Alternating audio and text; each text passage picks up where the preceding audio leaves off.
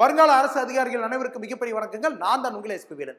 இந்த வீடியோல ரொம்ப முக்கியமா நமக்கு ஐஎன்எம் அப்படின்ற ஒரு டாபிக்ல கண்டிப்பா ஒரு கொஸ்டின் வரும் அப்படின்னு நினைக்கக்கூடிய இந்த மூவ்மெண்ட்ஸ் அப்படின்றது நிறைய நடந்திருக்குல்ல, நிறைய இயக்கங்கள், நிறைய தலைவர்கள் உருவாக்கப்பட்டிருக்குல்ல, அதை டீட்டெயிலா பார்க்க போறோம் வரக்கூடிய எக்ஸாமுக்கு ஏற்ற மாதிரி.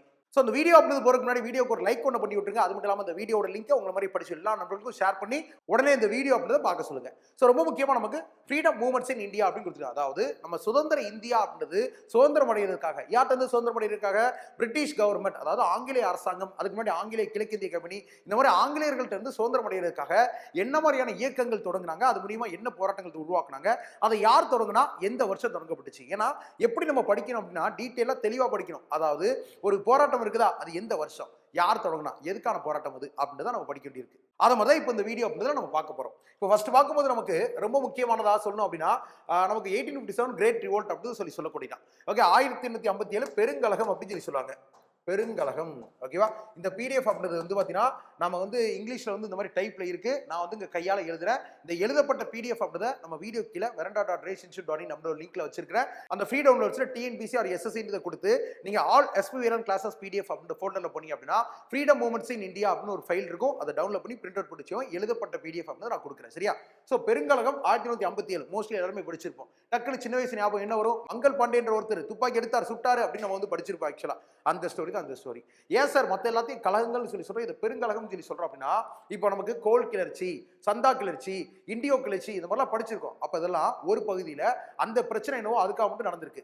ஆனா 1857 வருஷத்துல ஒரே நேரத்துல நமக்கு ரொம்ப முக்கியமா டெல்லி அப்படின்ற பிளேஸ், கான்பூர் அப்படின்ற ஒரு பிளேஸ், லக்னோன்ற பிளேஸ், ஜான்சின்ற பிளேஸ், பரேலின்ற பிளேஸ், பீகார்ன்ற பிளேஸ், இந்த மாதிரி ஒரே நேரத்தில் நிறைய பகுதிகளில் பிரிட்டிஷ் ஈஸ்ட் இந்தியா கம்பெனி, ஆங்கிலேய கிழக்கிந்திய கம்பெனிக்கு எதிராக நமக்கு கிளர்ச்சிகள் அப்படின்னு தொடங்கியிருக்கு. யாரெல்லாம் தொடங்கியிருக்கா?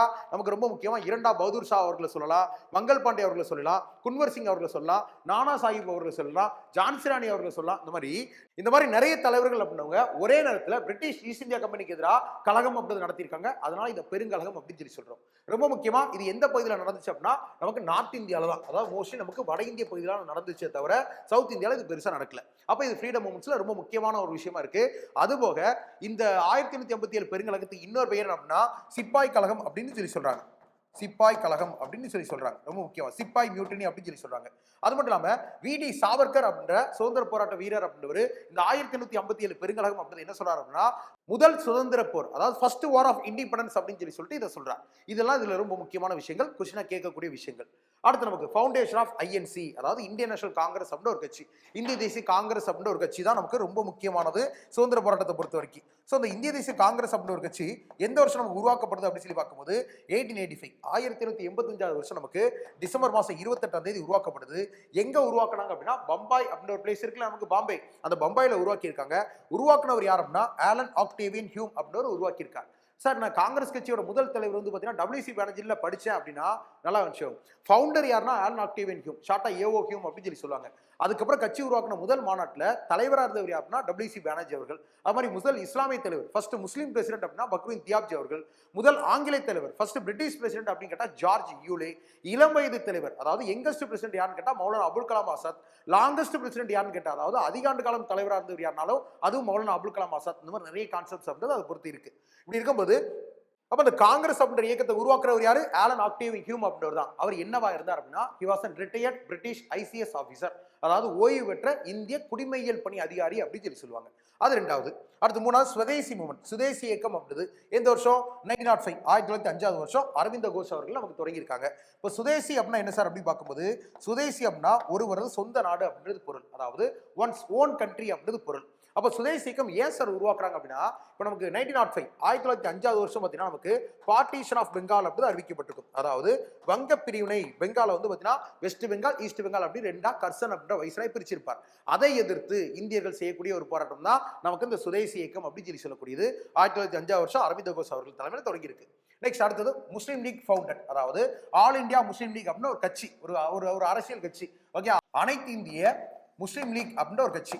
இந்த அனைத்து இந்திய முஸ்லீம் லீக் அப்படின்ற கட்சி எதுக்காக உருவாக்கப்படுது அப்படின்னா அதாவது காங்கிரஸ் மீது நம்பிக்கைகள் இல்லாத ஒரு சில முஸ்லீம் தலைவர்கள், ரொம்ப முக்கியமா எந்த பகுதி முஸ்லீம்கள் அப்படின்னா ஈஸ்ட் பெங்கால் அப்படின்னு சொல்லக்கூடிய பகுதியில் இருக்கக்கூடிய, அதாவது கிழக்கு வங்காளம் இருக்குல்ல அந்த பகுதி முஸ்லீம்கள் தங்களுக்குன்னு ஒரு கட்சி தொடங்கணும்னு முடிவு பண்றாங்க. அதன் அடிப்படையில் 1906 வருஷம் டிசம்பர் மாதம் 30 டாக்கா அப்படின்ற ஒரு பிளேஸ். டாக்கான்ற பிளேஸ் எங்கே சார் இருக்குன்னா, இப்போ நம்ம ஈஸ்ட் பெங்கால் சொல்லி சொல்கிறோமா, இதான் இப்போ நம்ம பிரசன்ட் பங்களாதேஷாக இருக்குது. ஸோ பங்களாதேஷோட கேபிட்டல் என்னவா இருக்குது, டாக்கா அப்படின்னு இருக்குது. அப்போ அந்த டாக்கான்ற பிளேஸில் வச்சு ஆகா கான் அப்படின்றவரும் இன்னும் சில தலைவர்கள், முக்கியமாக நவாப் சலீமுல்லா அப்படின்ற ஒரு தலைவர், இந்த நவாப் சலீமுல்லா அவர்கள் இவங்கெல்லாம் சேர்ந்து தொடங்கிய கட்சி தான் இந்த முஸ்லீம் லீக் அப்படின்ற ஒரு கட்சி. ரொம்ப முக்கியமாக இஸ்லாமியர்களுக்கு தனித்தொகுதிகள், அதாவது செப்பரேட் எலக்டோரேட் அப்படின்னு முஸ்லீம்களுக்கு வேணும் அப்படின்னு தொடங்கப்பட்ட ஒரு கட்சி தான் இந்த ஆல் இந்தியா முஸ்லீம் லீக் அப்படின்ற ஒரு கட்சி. அடுத்து நமக்கு கதர் பார்ட்டி, ஓகே, கதார் கட்சி அப்படின்னு சொல்லி சொல்லுவாங்க. கதார் கட்சி, கதார் அப்படின்னா என்னன்னு சொல்லி பார்க்கும்போது, கதார் அப்படின்னா ரெபலியன் அப்படின்னு அர்த்தம், அதாவது கிளர்ச்சி அப்படின்னு தான் அர்த்தம். ஸோ கதார் இயக்கம் அப்படின்னு நமக்கு 1913 நவம்பர் மாதம் 1 உருவாக்கப்படுது. எங்க உருவாக்கப்படுது அப்படின்னா, அமெரிக்கால சான் பிரான்சிஸ்கோ அப்படின்னு ஒரு பகுதி இருக்கா, அங்க உருவாக்கப்படுது. இதை உருவாக்கியவர் லாலா ஹர்தயால் அவர்கள். லாலா ஹர்தயால் அவர்கள் ரொம்ப முக்கியமானது. ஆல்ரெடி வந்து பார்த்தீங்கன்னா இது குரூப் 1 எக்ஸாம்ல கொஸ்டினாக கேட்டிருந்தாங்க. அடுத்து நமக்கு ஹோம் ரூல் மூவ்மெண்ட் அப்படின்றது தன்னாட்சி இயக்கம் அப்படின்னு சொல்லி சொன்னாங்க. தன்னாட்சி இயக்கம், தன்னாட்சி இயக்கம், ஓகே. தன்னாட்சி இயக்கம் எதுக்காக அப்படின்னா, இப்போ நமக்கு 1914 இருந்து 1918 காலகட்டத்தில் நமக்கு ஃபர்ஸ்ட் வேர்ல்டு வார் அப்படின்றது நடந்துச்சு. அதாவது முதலாவது உலகப் போர் அப்படின்றது நடந்துச்சு. அந்த முதலாவது உலகப் போர் நேரத்தில் தன்னாட்சி இயக்கம்ன்ற ஒரு இயக்கம் தொடங்கி இந்தியாவிற்கு நம்ம தன்னாட்சி வாங்கிடணும் அப்படின்னு சொல்லிட்டு அன்னி பெசன்ட் அவர்கள் மற்றும் பாலகங்கா திலகர் அவர்கள் இவங்கெல்லாம் சேர்ந்து தொடங்கிய ஒரு இயக்கம் தான் நமக்கு தன்னாட்சி இயக்கம் அப்படின்னு சொல்லி அழைக்கக்கூடியது. இந்த தன்னாட்சி இயக்கத்தோட ஐடியாவை ஃபர்ஸ்ட் யார் சொல்லியிருந்தா, அதாவது பார்த்தீங்கன்னா அன்னி பெசன்ட் அவர்கள் தான் இந்த ஐடியா அப்படின்றது கொடுத்திருப்பாங்க. அவங்களுக்கு மிகவும் சப்போர்ட்டாக இருந்தவர் தான் பாலகங்கா திலகர் அவர்கள். அப்புறம் ஏன் சார் அவர் ஃபர்ஸ்ட் போட்டுக்கீங்க அப்படின்னு சொல்லி பார்த்தீங்கன்னா, இந்த தன்னாட்சி இயக்கம் அப்படி அறிவிச்சவங்க அன்னி பெசன்ட் அவர்கள். ஸோ பாலகங்கா திலகர் அதை வந்து ஃபர்ஸ்டே தொடங்குறாங்க. ரொம்ப முக்கியமா பம்பாய் மாநிலத்தில் இந்த பூனே பகுதி கீழே இருக்கக்கூடிய பெல்காம் அப்படின்ற ஒரு பிளேஸ் இதை ஃபர்ஸ்டே தொடங்குறார். அப்ப இது யார் ஃபர்ஸ்ட் தொடங்குறா, 1916 ஏப்ரல் மாசமே வந்து பார்த்தீங்கன்னா ஸ்டார்ட் பண்ணது ஃபர்ஸ்ட் பாலகங்கா திலகர் அவர்கள். அப்புறம் நமக்கு பிற பகுதிகள், அதாவது நம்ம பெங்கால் ப்ராவின்ஸா இருக்கட்டும், நம்ம மெட்ராஸ் ப்ராவின்ஸா இருக்கட்டும், இங்கெல்லாம் வந்து பார்த்தீங்கன்னா அன்னி பெசன்ட் அம்மையார் அவர்கள் ரொம்ப முக்கியமா தொடங்குறாங்க. எங்க வச்சு தொடங்குறாங்கன்னா, சென்னையில அடையார் அப்படின்ற ஒரு பிளேஸ் இருக்கா, அந்த அடையார் அப்படின்ற பிளேஸ்ல இந்த தன்னாட்சி இயக்கம் தொடங்கப்படுது. அப்ப இந்தியாவுக்கு தன்னாட்சி வேண்டும், அதுதான் அந்த இயக்கத்தோட முக்கிய ஒரு குறிக்கோளா இருக்கு முதலாவது உலக போர் நேரத்தில். அடுத்து வந்து பார்த்தீங்கன்னா சம்பாரன் சத்தியாகிரகா, சம்பாரன் சத்தியாகிரகம் அப்படின்னு சொல்லி சொல்லக்கூடியது. இந்த சம்பாரன் சத்தியாகிரகம் அப்படிது இப்போ ஏன் இதுக்கு பேர் இப்படி சம்பாரன் சத்தியாகிரகம் அப்படின்னு வச்சிருக்காங்கன்னா, சத்தியாகிரகம் அப்படின்னு ஒன்று நடத்தியிருக்காரு யாரு, மகாத்மா காந்தியா. ஓகே, எந்த ஊர்ல நடத்திருக்கார், சம்பாரன் ஒரு ஊர்ல நடத்திருக்கார். அப்ப சம்பாரன் சத்தியாகிரகம் அழைக்கப்படுது. இந்த மாதிரிலாம் பேர் பார்த்தோன்னே முதல்ல இது எந்த ஸ்டேட் அப்படின்னு படிக்கணும். இது பீகார்ல இருக்கக்கூடிய ஒரு பகுதி. ஓகே, பீகார்ல சம்பாரன் ஒரு பகுதி இருக்கு. அங்க இருக்கக்கூடிய விவசாயிகளுக்கும் அங்க இருக்கக்கூடிய ஆங்கிலேய அதிகாரிகளுக்கு இடையில் பிரச்சனை. அதாவது கண்டிப்பா இண்டிகோ, அதாவது அவுரி அப்படின்னு சொல்லக்கூடிய நீங்க பயிரிடணும்னு சொல்லிட்டு அங்க இருக்கக்கூடிய விவசாயிகளை இங்களுடைய ஆங்கிலேய அதிகாரிகள் கட்டாயப்படுத்துறாங்க. அதற்கு எதிராக மகாத்மா காந்தியார் அப்படின்னு நமக்கு அங்கே போய் சத்தியாகிரகம் பண்றார், அதை வெற்றி அடைகிறார். இது எப்ப நடந்துச்சு அப்படின்னா 1917 மகாத்மா காந்தியார் அவர்களால் தொடங்கப்பட்டுச்சு. நெக்ஸ்ட் 1918 கேடா சத்தியாகிரகா, அதாவது கேதா சத்தியாகிரகம் அப்படின்னு சொல்லுவாங்க. கேதா சத்தியாகிரகம் அப்படி எதுக்காக அப்படின்னு சொல்லி பார்த்தீங்கன்னா, இப்போ கேதா அப்படின்றது ஒரு பகுதி. எந்த பகுதியில் இருக்கு, நமக்கு குஜராத் ஸ்டேட்ல இருக்கக்கூடியது இந்த கேதா அப்படின்ற பகுதி. இந்த குஜராத்தில் இருக்கக்கூடிய கேதான்ற பகுதியில் இருக்கக்கூடிய விவசாயிகளுக்கு பெரிய பஞ்சம் அப்படி ஏற்படுது. அதனால அந்த மக்களுக்கு வரி செலுத்த முடியல. ஆனா கண்டிப்பா வரி செலுத்தணும், கண்டிப்பா டாக்ஸ் பே பண்ணி ஆகணும்னு சொல்லி அங்க இருக்கக்கூடிய அதிகாரிகள் கட்டாயப்படுத்துறாங்க. அப்ப அந்த மக்கள் என்ன பண்றாங்க, காந்தியாரோட உதவி கேட்கிறாங்க. காந்தியார் அப்படின்றவங்க கேதா சத்தியாகிரகம் பண்றார், வெற்றி அடைகிறார். இது எந்த வருஷம், 1917 மார்ச் மாசம் ஆக்சுவலா. ஓகேவா. அடுத்தது அகமதாபாத் மில் ஸ்ட்ரைக் அப்படின்னு சொல்லக்கூடியது. அகமதாபாத் மில் வேலை நிறுத்தம் அப்படின்னு சொல்லுவாங்க. மில் வேலை நிறுத்தம் ஏன் வருது அப்படின்னா, அந்த மில்லில் வேலை பார்க்கக்கூடிய, அதாவது வந்து ஒரு பருத்தி தொழிற்சாலை. அகமதாபாத் அப்படின்றது நமக்கு எங்க இருக்கு, ஃபர்ஸ்ட் குஜராத்தில் தான் இருக்கு இதுவும். ஸோ அந்த அகமதாபாத்தில் கூடிய ஒரு மில்லில், ஒரு காட்டன் மில், ஒரு பருத்தி தொழிற்சாலையில் அங்கே வேலை பார்க்கக்கூடிய ஊழியர்களுக்கும் அங்கே இருக்கக்கூடிய உரிமையாளருக்கு இடையில, அதாவது ஓனருக்கும் ஒர்க்கர்ஸ்க்கு இடையில நமக்கு நடக்கக்கூடியது. அதாவது தொழிலாளர்கள் என்ன சொல்றாங்க, எங்களுக்கு சம்பளம் அதிகமாக வேணும், ஓகே, ஒரு 50% நாங்கள் தரக்கூடிய சம்பளத்தை வந்து உயர்த்தி கொடுங்கன்னு சொல்லி கேட்குறாங்க. அதுக்கு அந்த ஓனர் ஒத்துக்க மாட்டேங்கிறார். அதனால காந்தியார் அவர்கள் அங்கே போய் சத்தியாகிரகம் செய்கிறார், வெற்றி அடைகிறார். இது எந்த வருஷம் நடந்துச்சோம்னா 1918 பிப்ரவரி மாதம் நடந்துச்சு. ஸோ இந்த 3 சத்தியாகிரகங்கள் தான் சம்பாரன், கேதா, அகமதாபாத் என்ற 3 சத்தியாகிரகங்கள் தான் காந்தியாரின் வாழ்க்கையில் ரொம்ப முக்கியமான ஒரு சத்தியாகிரகங்கள். ஏன் அப்படின்னா, காந்தியார் இந்தியாவில் செய்த முதல் சத்தியாகிரகம் என்ன அப்படின்னா இந்த சம்பாரன் சத்தியாகிரகம் அப்படிதான். அது மட்டும் இல்லாமல் இதுதான் ஃபர்ஸ்ட் காந்தியார் அவர்கள் செஞ்ச ஃபர்ஸ்ட் நான் கோஆபரேஷன் மூவ்மெண்ட் அப்படின்னு சொல்லுவாங்க. அதாவது காந்தியார் அவர்கள் செய்த முதல் ஒத்துழையாமை இயக்கம் அப்படின்னா அது இந்த சம்பாரன் சத்தியாகிரகம் அப்படின்னு தான். நெக்ஸ்ட் கேதா சத்தியாகிரகம் அப்படின்னு சொல்லி வரும்போது ஃபர்ஸ்ட் சிவில் டிஸ்ஒபீடியன்ஸ் அப்படின்னு சொல்லுவாங்க. அதாவது முதல் சட்ட மறுப்பு போராட்டம் அப்படின்னு சொல்லுவாங்க. முதல் சட்ட மறுப்பு போராட்டம், காந்தியார் செய்த முதல் சட்ட மறுப்பு போராட்டம். அது மாதிரி அகமதாபாத் மில் ஸ்ட்ரைக்னு சொல்லி பார்க்கும்போது இட்ஸ் ஃபர்ஸ்ட் ஹங்கர் ஸ்ட்ரைக். அதாவது காந்தியார் இந்தியாவில் செய்த முதல் உண்ணாவிரத போராட்டம் அப்படி அகமதாபாத் மில் ஸ்ட்ரைக் அப்படின்னு சொல்லிட்டு இதுக்கு சிறப்பு அம்சங்கள் உண்டு. இந்த 3 சத்தியாகிரகங்கள் தான் காந்தியார் அவர்களை மிகப்பெரும் பாப்புலரான ஒரு பர்சனாகவும் இந்தியாவுக்குள்ள மாத்துது. அது ரொம்ப முக்கியமானது. அடுத்து பார்க்கும்போது ரவுலட் சத்தியாகிரகம், ரவுலட் ஆக்ட் அப்படின்னு சொல்லி சொல்லக்கூடிய ஒரு சட்டம் ஒன்று வருது. அதான் யார் வேணாலும் கைது பண்ணலாம் அப்படின்னு சொல்லிட்டு 1919 வருஷம் நமக்கு சர் சிட்னி ரவுலட் அப்படின்றவர் என்ன பண்றார், ரவுலட் சட்டம்னு ஒன்று கொண்டு வரார். யார் வேணாலும் கைது பண்ணலாம், விசாரணை இல்லாமல் சிறையில் அடைக்கலாம் அப்படின்னு கொண்டு வரார். ஸோ இது ஒரு கருப்பு சட்டம் அப்படின்னு சொல்லிட்டு அப்போ இந்த ரவுலட் சட்டம் அப்படிதான் காந்தியார் சொல்றாரு, இட்ஸ் பிளாக் ஆக்ட், அதாவது இந்தியர்களுக்கு இது ஒரு கருப்பு சட்டம் அப்படின்னு சொல்லிட்டு இதை அழைக்கிறார். அந்த சட்டம் அப்படிங்கிறது ரொம்ப முக்கியமானது, கருப்பு சட்டம் ரொம்ப முக்கியமானது. இந்த வருஷம் 1919 வருஷம் இதுக்கு எதிராக போராட்டம் யார் நடத்துறா, மகாத்மா காந்தியார் அவர்கள் நடத்துறாங்க. நெக்ஸ்ட் அடுத்தது கிலாஃபத் மூவ்மெண்ட் அப்படின்னு சொல்லி சொல்லக்கூடியது, அதாவது கிலாஃபத் இயக்கம் அப்படிது. கிலாஃபத் இயக்கம், இப்போ கிலாஃபத் அப்படின்னா என்ன மொழி சொல் அப்படின்றது, இட்ஸ் அன் உருது வேர்ட். இது வந்து ஒரு உருது மொழி சொல். ஓகேவா, உருது மொழியில கிலாஃபத் அப்படின்னா என்ன அர்த்தம் அப்படின்னா அப்போசிஷன் அப்படின்னு அர்த்தம், அதாவது எதிர்ப்பு அப்படின்றது பொருள், எதிர்ப்பு அப்படின்றது பொருள். அப்போ யாருக்கும் எதிர்ப்பு தெரிவிச்சு செய்த கிலாஃபத் இயக்கம் அப்படின்னுதான். அப்ப யாருக்கு எதிர்ப்பு தெரிவிச்சு அப்படின்னா பிரிட்டிஷ்காரங்களுக்கு எதிர்ப்பு தெரிவிச்சு. ஏன் இது நடக்குது அப்படின்னா, அந்த காலத்துல நமக்கு இந்த டர்க்கி, இந்த துருக்கி அப்படின்ற நாட்டுல ஒரு அரசாங்கம் இருந்துச்சு, ஓட்டோமன் எம்பையர்னால ஒரு அரசாங்கம், உதுமானிய பேரரசு. இந்த உதுமானிய பேரரசுக்கு ஒரு அரசன் ஒருத்தர் இருக்கார், அவர் கலீஃபா அப்படின்னு சொல்லி சொல்லுவாங்க. இந்த கலீஃபா அப்படின்றவர் அந்த அரசாங்கத்துக்கு அரசனாக மட்டும் இல்லாம உலகத்துல கூடிய எல்லா முஸ்லீம்களுக்கும் அவர் ஹெட்டா இருந்தார். அப்படி இருக்கும்போது முதலாவது உலக போர்ல அந்த டர்க்கின்ற நாடு தோத்து போற காரணத்தினால் பிரிட்டிஷ்காரங்க அவரை அவமானப்படுத்தி நாடு கடத்திடுறாங்க. அப்ப தங்களோட தலைவன் தங்களுக்கு திரும்ப வேணும் அப்படின்றதுக்காக உலகத்துல கூடிய எல்லா முஸ்லீம் மக்களும் சேர்ந்து பிரிட்டிஷ்காரங்களுக்கு எதிராக போராட்டம் நடத்துறாங்க. அந்த போராட்டத்தின் பேர் கிலாஃபத் இயக்கம். எந்த வருஷம் அப்படின்னு சொல்லி பார்த்தீங்கன்னா 1920 வருஷத்தோட ஸ்டார்டிங்ல வந்து நமக்கு ஸ்டார்ட் பண்ணுவாங்க. ஆக்சுவலா 1919 அது ரூட்ஸ் வந்துரும், 20 தான் ஸ்டார்ட் பண்ணுவாங்க. ஸோ அலி பிரதர்ஸ், அதாவது யார் தொடங்குறா அப்படின்னா அலி சகோதரர்கள், அதாவது மௌலானா முகமது அலி அவர்களும் மௌலானா ஷவுகத் அலி அப்படின்னவங்களும் இதை நமக்கு தொடங்குறாங்க, இந்த கிலாஃபத் இயக்கம் அப்படிது. அடுத்து நமக்கு நான் கோஆபரேஷன் மூவ்மெண்ட், அதாவது ஒத்துழையாமை இயக்கம் அப்படின்னு சொல்லக்கூடியது. ஒத்துழையாமை இயக்கம், ஒத்துழையாமை இயக்கம், ஒத்துழையாமை இயக்கம் அப்படிது காந்தியார் எதுக்காக பண்றாரு அப்படின்னா, இப்போ 1919 வருஷத்துல வந்த ரவுலட் சட்டமா இருக்கட்டும், அது மாதிரி இந்த கிலாஃபத் இயக்கமா இருக்கட்டும், அதுபோக ஜாலியன் வாலாபாக் படுகொலை அப்படின்னு ஒன்று நடந்திருக்கும் அதுவா இருக்கட்டும், அதுபோக 1919 வந்து இந்திய அரசு சட்டம், கவர்மெண்ட் ஆஃப் இந்தியா ஆக்டா இருக்கட்டும், இதெல்லாம் இந்தியர்களுக்கு எதிரானதா இருக்கு. அப்போ நம்ம இந்தியர்களா சேர்ந்து ஒரு பெரிய போராட்டம் ஒட்டுமொத்தமா சேர்ந்து பண்ணணும் அப்படின்னு சொல்லி நினைக்கிறாங்க. இந்த ஒத்துழையாமை இயக்கம், இந்த நான் கோஆபரேஷன் மூவ்மெண்ட் அப்படின்னு தான் முதல்ல இந்தியர்கள் எல்லாரும் சேர்ந்து கலந்துக்கிட்ட ஒரு பெரிய லெவலில் நடந்த ஒரு போராட்டம் அப்படின்னு சொல்லி சொல்லப்படக்கூடியது. இதை யார் தொடங்குறா அப்படின்னா 1920 வருஷம் ஆகஸ்ட் மாசம் 1ஆம் தேதி நமக்கு மகாத்மா காந்தியார் அவர்கள் இதை தொடங்குறாங்க ஒத்துழையாமை இயக்கத்தை. ஓகே, இந்த ஒத்துழையாமை இயக்கம் அப்படி முடிவுக்கு வந்ததுன்றது நமக்கு எக்ஸாம்ல ரிப்பீட்டடா கேட்பாங்க.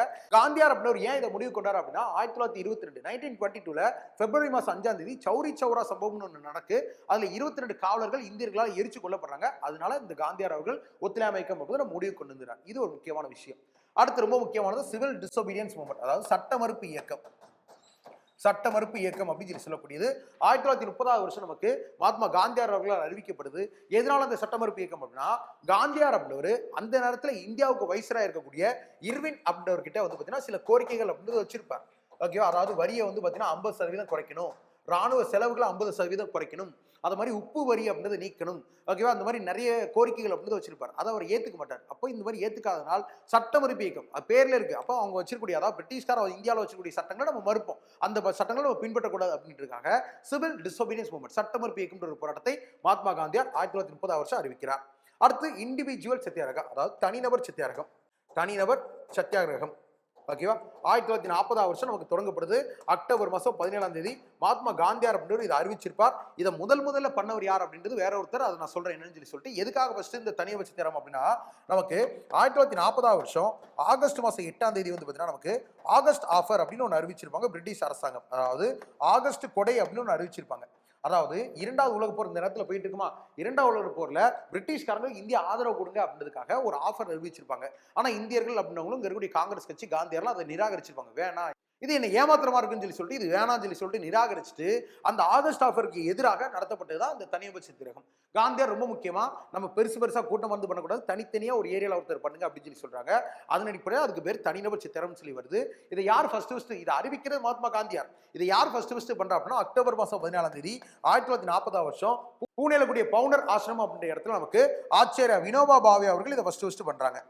வினோபா பாவே அவர்கள் இதை ஃபர்ஸ்ட் பண்றாங்க. இது ரொம்ப முக்கியமானது, எழுதி வச்சுக்கோங்க. இதை தொடர்ந்து நமக்கு 1942 காந்தியார் குவிட் இந்தியா மூவ்மெண்ட், அதாவது வெள்ளையிலே வெளியேறு இயக்கம் அப்படின்ற ஒரு இயக்கத்தை நமக்கு ஸ்டார்ட் பண்றாரு. அது எதுக்காக அப்படின்னா, நமக்கு ஜப்பான் அப்படின்றது இந்தியாவில் படையெடுத்து வர்றதுக்காக தகவல் அப்படின்றது சுபாஷ் சந்திர போஸ் அவர்களுக்கு கிடைச்சிருக்கும். அப்ப சுபாஷ் சந்திர போஸ் அவர்கள் ஜப்பான்கார இந்தியாவில் படையெடுத்து வர்றதுக்கு ஒரே காரணம் தான், ஏன்னா இந்தியான்றது பிரிட்டிஷ் ஆட்சி கீழே இருக்கு. அப்ப அந்த பிரிட்டிஷ்காரங்களை இந்தியா விட்டு வெளியே அடிச்சு வச்சுட்டோம் அப்படின்னா ஜப்பானியர்கள் படையெடுத்து வர மாட்டாங்க, நம்மளும் சுதந்திரம் ஆயிடலாம் அப்படின்னு சொல்லிட்டு அறிவிக்கிறார். அதனால் மகாத்மா காந்தியார் அப்படின்னு நமக்கு 1942 வருஷம் ஆகஸ்ட் மாதம் 8ஆம் தேதி நமக்கு குவிட் இந்தியா மூவ்மெண்ட் அப்படின்ற ஒரு விஷயத்தை நமக்கு அறிவிக்கிறார். இதெல்லாம் நமக்கு இந்திய தேசத்துல நமக்கு இந்தியாவோட சுதந்திரத்துக்காக நடந்த முக்கியமான இயக்கங்களா இருக்கு. கண்டிப்பா இப்ப நான் சொன்ன இயர்ஸ் அப்படின்றதும் தலைவர்கள் அப்படின்றதும் இல்லாட்டி இயக்கம் அப்படின்றதும் நமக்கு கொஸ்டின்ஸா ரிப்பீட்டடா வந்துட்டு இருக்கு. ஸோ எக்ஸாமுக்கு பக்காவா இது யூஸ்ஃபுல்லா இருக்கும். ரொம்ப முக்கியமா எழுதப்பட்ட அந்த பிடிஎஃப் அப்படின்றத நம்ம வீடியோ கீழே veranda.racinstitute.in நம்ம லிங்க்ல வைக்கிறேன். நீங்க அதுக்குள்ள போயிட்டு டிஎன்பிசி ஆர் எஸ்எஸ்சின்றத கிளிக் பண்ணி all SP Velan classes PDF அப்படின்றதுக்குள்ள போயிட்டு ஃப்ரீ டவுன்லோட்ஸ்ல எஸ்எஸ்சி ஆர் டிஎன்பிசின்றத கிளிக் பண்ணி all SP Velan classes PDF அப்படின்ற ஃபோல்டர்ல போயிட்டு ஃப்ரீடம் மூமெண்ட்ஸ் அப்படின்னு ஒரு ஃபைல் இருக்கும். அதை கிளிக் பண்ணி இதை டவுன்லோட் பண்ணிக்கோங்க. பிரிண்ட் அவுட் போட்டு வச்சுக்கோங்க. எக்ஸாம் நேரத்தில் ரிவிஷன் பண்ணுறதுக்கு பக்கா யூஸ்ஃபுல்லாக இருக்கும். ஸோ தேங்க் எல்லாருக்கும். இதே மாதிரி இன்னொரு நல்ல வீடியோ சந்திக்கிறேன். அது வரைக்கும் எல்லாரும் இல்லை டோன்ட் வரி, பி ஹாப்பி, இந்த மாதிரி ஜாலியாக இருங்க. ரொம்ப முக்கியமாக அந்த வீடியோக்கு எப்படி இருந்துச்சுன்றத வீடியோ கீழே கமெண்ட் செக்ஷன் இருக்கு, அதில் கமெண்ட் பண்ணிட்டு போங்க. Thank you and bye.